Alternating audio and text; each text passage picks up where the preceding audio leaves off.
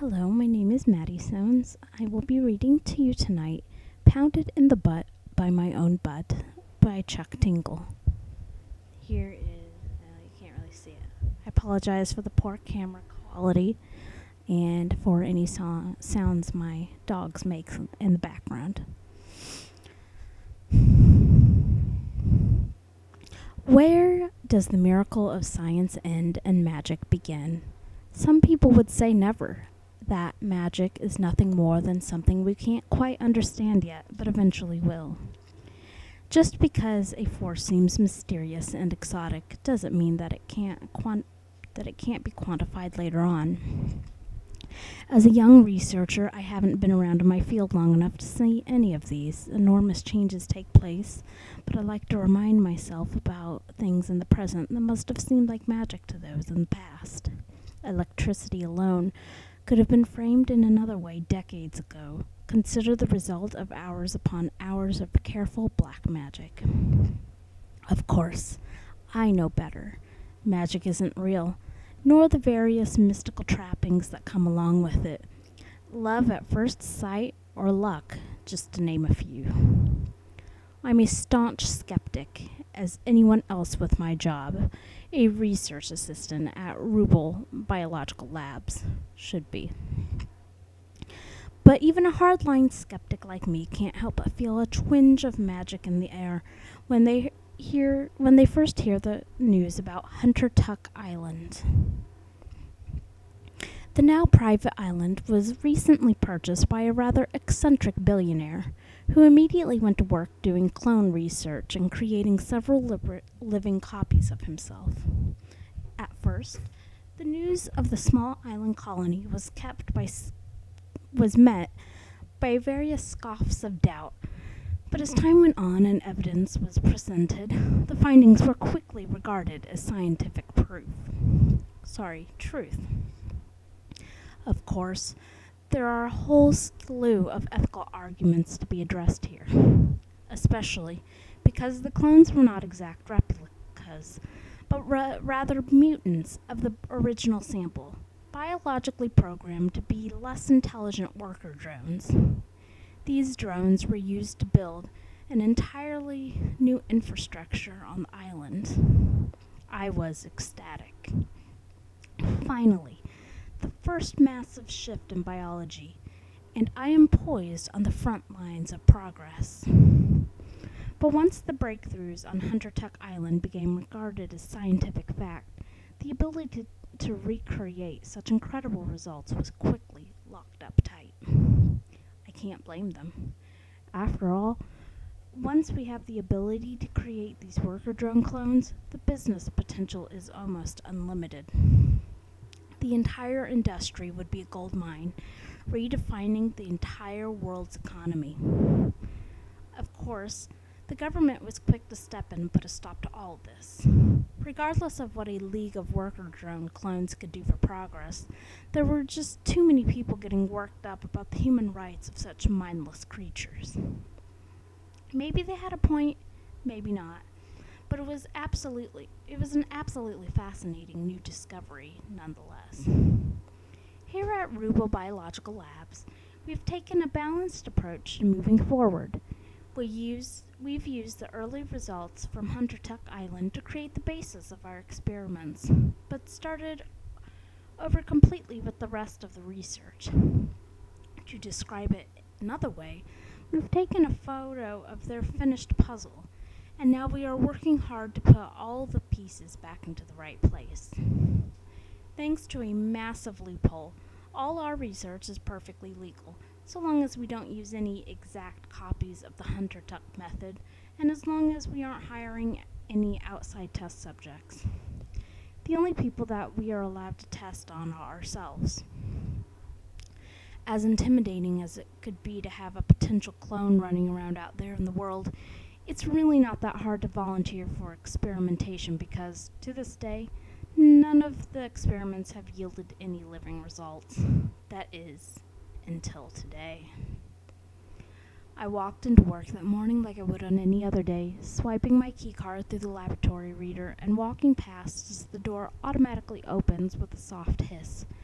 I say hello to the security guards and continue down a long hallway into the depths of the facility until I reach Lab 243, a highly secretive and high clearance area. I swipe my card again and enter. "Kirk!" shouts one of my colleagues, Dr. Porter, as he sees me. He opens his arms wide and stands up from his row of computers to greet me with a warm hug. "Today's the big day." "I know," I say with a laugh. "I'm up to bat." Dr. Porter motions me over to his lead computer and types in a few quick commands, a bright blue display of cloning schematics popping up into his computer into his computer screen. My eyes go wide. My eyes go wide the second I see what he has planned. Oh, whoa. "It's great, isn't it?" Dr. Porter offers with an excited smile. The cloning process on the surface is fairly simple to accomplish, but not in the way that we want to do it. Anyone can extract some DNA and place it into an egg, creating a new version of you at your birth that will take 9 months to gestate and then come out as a beautiful bouncing baby. However, for our practical application of cloning worker drones, and other specified job for that matter, we need our clones to emerge at the same age as the subject. In other words, I'm a 22-year-old man, and we need my worker drone to be as well. The problem with this is that the rapid, almost instantaneous cell growth is far from stable. Instead of fully complete drones, we have been creating strange and disturbing piles of lifeless flesh, or worse. If I wasn't so interested in science and human progress, then I would be horrified. But instead, I find myself in utter fascination with every passing experiment. Of course, some positive results would be great, but each failed trial is just another brick in the road towards a result. Lately, we have been trying to keep the rapid cell growth stable by combining the DNA with small markers from various animals, as well as taking them from different specific regions of the human body. Today's trial, which I have been randomly selected for as the subject, is going to take DNA from my brain, my ass, and a hawk. What a combination, I say aloud with a laugh. Dr. Porter shrugs. Last time I was in there, we tried my arm, my lung, and a catfish. And I question curiously, "We got a very creepy balloon-type thing flopping around." Dr. Porter shrugs. Had to put it down immediately. When I hear stuff like that, it makes me slightly nervous about the way that we've started playing God here at Rubel Laboratories. On one hand, I really do understand the history-making application of what we have going here, but on the other, it can be a little unsettling sometimes. I leave and meet with our resident nurses for some time, who take all of the required samples from my body while Dr. Porter prepares the hawk. 6 hours later, we meet back in the lab. "How's it looking?" I ask Dr. Porter. "Good, very good," he nods. "The DNA has been synthesized and is already inside the egg." I look through a large glass window before us that stares into a sterilized chamber, completely white and almost entirely empty other than a table, a large synthetic egg, and some injection equipment. "It's already in?" I asked excitedly. "For how long?" 10 minutes, Dr. Porter says. "Should be ready to come out in a minute now." Normally, the gestation period takes no longer than 10 minutes, so if we don't see any results soon, our chances of success go down drastically. I lean forward, peering into the chamber with rapt attention. I'm used to failure by now, but that doesn't mean that moments like this are any less tense. The seconds turn into minutes, and soon Dr. Porter and I are relaxed, talking to one another about the genetic combination we're going to try. It's over. The fact that there was no result at all was probably because of the brain cells, says Dr. Porter. It's just too delicate of an organ. We never get what we're looking for when we add that to the cocktail. I don't know, I start. I think that the brain is our only chance. We need to look at whatever is happening in the bird DNA. Other birds have had great results, but the hawk is just not happening for some reason. Dr. Porter is about to refute my statement, and gets his mouth halfway open before suddenly there's a loud slam against the glass behind us. Dr. Porter and I jump in surprise, immediately looking up to find a rather large winged butt hovering in the air just inside the glass. "Hey there," says the butt. You think you could let me out of here? I'm freezing my ass off." The rump chuckles to himself. My partner and I exchange glances of excitement. "Of course," Dr. Porter says, running to the containment chamber and opening it up. "Welcome." The flying butt flaps its way inside and then lands on the desk in front of us. "Hello." "Congratulations, you're our first sentient creation," Dr. Porter says, extending his hand to the butt, who takes it in his wing and shakes firmly. "Happy to be here," says the ass, "but you can call me Kirk's butt." You know that you're my butt?" I ask. "Of course I do," says my winged ass. "I'm made from your brain. I know everything that you know." A slight chill runs down my spine. I hadn't realized that all of my deepest secrets would suddenly be transplanted into this butt. I try my best, but I am still a flawed man for a penchant for running out on relationships and taking practical jokes too far. "Don't worry, I'm not going to spill the beans," my butt says with a wink. I nod. Dr. Porter finds himself glancing back and forth between us, clearly picking up on the vibe that's being established. After many nights out of drinking with Dr. Porter, he has proven himself to be a killer wingman.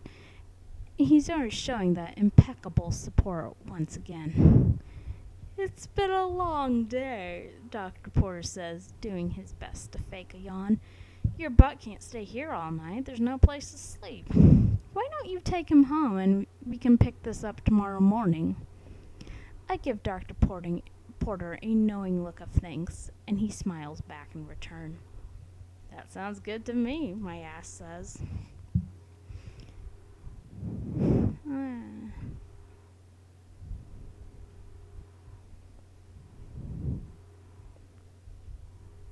"Yeah, totally," I tell Dr. Porter, then turn to my living butt. "You hungry?" "I've never eaten. It sounds amazing," responds my sentient ass. "Let's go." Seeing as it is his first meal ever, I decide to splurge a bit on my butt, taking him out to a fancy French restaurant in the hip part of town. It would usually be impossible to get a reservation on such short notice, but thankfully I know someone who works there, and she's able to pull some strings for us. The next thing I know, I'm sitting across from my own ass, looking deep within his soulful eye. Excuse me. I'm not sure what to ask you, I confess. I mean, you know everything that I know, right? "Pretty much," says the butt, his wings folded neatly behind him. He takes a long sip from his wine glass, savoring every moment before setting it back down on the table. "But I've never felt it that right there." "Felt what?" I ask, confused. "I have all your memories about drinking wine. I know what to expect when I do it, and I know what it's going to taste like, but I've never truly tasted it for myself." The butt explains. "It's incredible." "Whoa," I say, "that's amazing. I'm actually kind of jealous of you right now." "Really?" asked my living butt. Why jealous? Well, I know we're both 22, but at the same time, you have so much to experience. Everything is going to be new and exciting for you. My butt smiles. Yeah, I suppose it is. Like this fucking steak that I just ordered. I laugh. You're really interested in food, aren't you? Well, I am a butt. My butt jokes. I laugh out loud at this, impressed with his similar sense of humor to my own. For the first time in a long time, I finally feel like I'm sitting across the table from someone who really gets me, deep down at the core of my being. It's hard enough dating as a gay man in today's world of casual hookups and reckless flings. I think might have just found it. That's not to say that my feelings for my own living ass aren't sexual, far from it. The connection that I'm looking for is something that embodies every kind of attraction. If I'm going to be honest, at this very moment I can barely contain my lust for the suave, sophisticated living butt. Even the features that I don't directly recognize in my own are absolutely gorgeous, like the brilliant gold wings that sprout from his back. I feel like you need a name, I tell my own butt. I know that you're a part of me, and I love that about you, but you also need an identity of your own. My ass thinks about this proposition for a moment and then nods in agreement. Alright, what's my name? How about Portork? I offer. That's a pretty sexy name. Portork, my ass repeats aloud. Yeah, it's very manly, but also seductive. I like that name a lot. Portork it is. Cheers to that. The two of us raise our wine glasses and clink them together right as our steaks arrive, perfectly cooked and rare as can be. I watch as Portork slices off a thin, tender strip of meat and then chews it happily, swallowing it with complete satisfaction. And I ask, what do you think? My winged ass smiles. It's incredible. Suddenly, I find myself overwhelmed with lust for this incredible butt. I know that this is only the first night we've known each other, but I also know that the feelings I have for this ass are not just some passing phase. This is as real as it gets, and if I don't say something now, I'll regret it for the rest of my life. Is there anything else you wanted to experience? I asked Portork. The living butt immediately picks up on the weight of my words, eyeing me suspiciously. Yeah, of course, he says. Anything that I can help you with? I question, continuing to lead him along. I can immediately tell that Portork understands what I'm asking of him, reading between the lines with expert precision. The butt hesitates for a moment, and then finally offers, I'd like to try anal. I think I can help you with that, I tell him with a sly grin. The second that we were back to my apartment, all bets are off. Portork and me stumble through the door, kissing frantically as we make our way towards the bedroom. The second that we get inside, I push my living ass down into the bed, watch as he spreads his majestic wings out behind him. For a living butt, his physique is quite impressive, and I laugh out loud when I realize that I'm only complimenting myself. As I lean in towards Portork, I see a massive cock beginning to grow out the front of his body, stretching upward until it becomes a fully engorged shaft. Impressive, I tell the flying butt. Hey, I got it from you, Portork says with a wink. Seconds later, I open wide and engulf his massive rod in my mouth, taking his shaft as far as I can before pulling back. I do this movement again, and then again, until eventually I find myself bobbing up and down his length with a confident rhythm. My living butt is clearly enjoying himself, groaning loudly as he pushes back into the bed and stretches his wings. Oh my god, says Portork. This is so fucking good. I pull the butt's cock out of my mouth just long enough to tell him, just wait, and then swallow his shaft completely, pushing down as far as I can. When Portork's rod hits my gag reflex, I do everything that I can to relax, somehow managing to let his incredible size slip past my barrier. Now my face is pressed hard against his ass cheeks, his dick fully inserted into my throat. Portork puts his wings against the back of my head and keeps me there for a while, enjoying the control that he has over me. My throat is stuffed completely, no sound and no air, but just when I am about to start worrying, my ass lets me up with a huge gasp of air. I need you to fuck me, I suddenly admit in a haze of lustful desperation.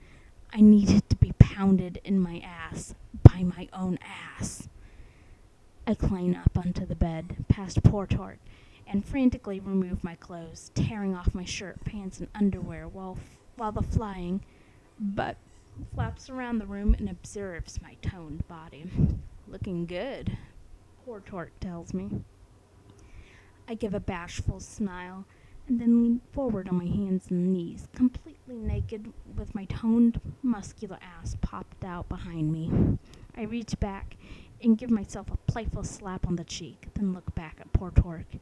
I'm just a bad little twink, I admit to him, and I need to be slammed from behind. I need to be taught a lesson by my own flying gay ass. With pleasure, Portork tells me, flapping down and perching atop my butt. He quickly aligns the head of his cock to my puckered rectum, teasing the edge of my tightness with his impressive length. Do it, I command. Shove it in there. Immediately, Portork pushes forward, impaling me onto his sizable length. His rod is clearly impressive, but it's also a little difficult to reckon with, filling my entire body with a swirling rush of ecstasy and aching discomfort. The rim of my butthole can barely accommodate the cock size of my magnificent cloned ass, but it does its best, stretched to the limit as Portork pushes even deeper into me. Eventually, Portork comes to a stop, my own ass completely buried deep within my own ass. I let out a long, agonizing groan as my living butt holds me there, and then brace myself against the bed before me while he begins to flap his wings and pump in and out. Soon Portork has found a steady rhythm, pulsing in and out of my rectum with a powerful precision that is unlike any human lover I have ever experienced. The connection erupting between us now is more than just one of depraved lust, and it's an expression of pure, unfiltered love in its rawest form, the love between a man and his own living ass. Fuck, that feels so good, I cry out as Portork hammers away at my backside with his thick, girthy cock. You're so deep. Eventually, my winged living butt pulls out of me and instructs me to turn over on the bed so that I'm now laying on my back. I pull my legs back, my cock jutting upwards from my body, and now my reamed asshole exposed to my other asshole. Portork flutters into position and then inserts his rod yet again, picking up where he left off as the disembodied butt continues to rail away at me. As Portork plows my hole from the front, I reach down and start to beat off my cock frantically, the sensation immediately almost too much to bear. It's a strange pleasure, a powerful blossoming prostate orgasm that blooms from somewhere deep within my body and spreads across me in an awesome wave. Oh God, I start to mumble, my eyes rolling back to my head. Oh God, I'm going to come. Immediately, Portork stops and pulls his lengthy rod out of me. Not like this, he says. I want you to blow your load inside of me. The flying ass immediately takes position at the edge of the bed, his butthole hanging over and ready for a pounding. I position myself for entry, grasping hold of his beautiful muscular ass cheeks as I plow forward to enter his depths. I let out a long cry of satisfaction as his ass consumes me, then get to work throttling poor Torque with a series of jackhammer-like slams against his body. I'm quaking, trembling hard as I edge closer and closer towards a powerful orgasm, and then I finally explode within him. I grab a hold of my disembodied ass and pull him close, my length entirely inserted within poor Torque's tightness as I eject load after load. My whole being is consumed by blinding pleasure unlike anything I've ever felt, the sensations overwhelming every sense that I have until I feel as though I've left my body completely.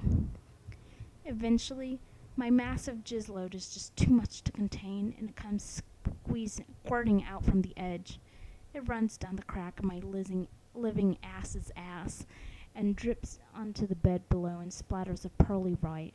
And then I finally pull out, and when I finally pull out, my spunk sprays everywhere, unable to remain contained. Fuck, I groan. I love coming in my own asshole. Poor Torque flutters up to the level of my face, his hard cock at the ready as he drips straight cum from his butt.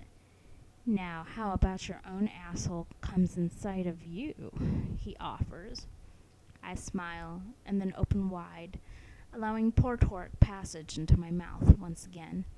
It only takes a few pumps before my lever is ready to blow, and the next thing I know, he's pulling out and shooting several hot ropes of jizz across my face. The first lands across my tongue, and I swallow hungrily, while the other two blasts hit either cheek and then hang down in sticky white droplets. Finally finished, me and my own ass collapse into bed, exhausted. I reach over and grab some tissues, cleaning up as quickly as I can, and then pulling my living ass close, falling asleep with the handsome science experiment in my arms. When I wake up the next morning, I immediately notice a mysterious absence in the bed. I sit up and look around, throwing back the covers to make sure poor Torque hasn't simply slipped down below. My living ass is nowhere to be found. Poor Torque? I call out into the empty apartment.